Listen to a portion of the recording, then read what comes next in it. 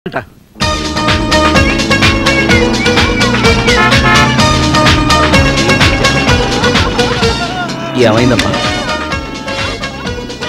ఏం జరుగుతుంది ఇక్కడ?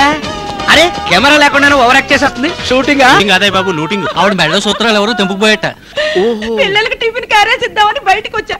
ఎవడో దొంగ సచ్చినోడు వెనక నుంచి వచ్చి పుట్టక్కని తెంపకపోయాడు. వాడు ఎలా ఉంటాడు?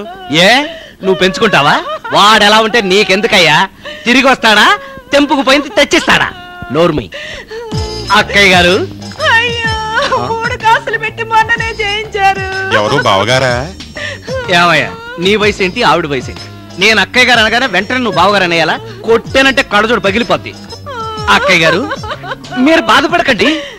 ఆడపడుచులు కంట తడి పెడితే అన్నమ్మతో కూడా ముట్టలేని పిచ్చి బ్రదర్ని ఇంట్లో తెలిస్తే నరికి పోగులు పెడతారు. ఇలా జరగడం ఇది 3వ సారి. నా తల్లే, దేని కొరకు మీ చింత? అప్పారావు ఉన్నాడుగా మీ చెంత. ఇది నా స్లోగను. 10 నిమిషాల్లో 3 కాసుల గొలుసు సూత్రాలతో సహా ఇప్పిస్తా. నిజంగానా? నా మాట నమ్మండి. ముందు గొలుసు తీసేసుకోండి, ఆ తర్వాత బావగారిని స్కీముల్లో చేర్పించేద్దాం. వీడెవడే బ్రోకర్ లా ఉన్నాడు. సరే పద బాబు. షాప్ ఎక్కడా? ఈ పక్క సందులోనే.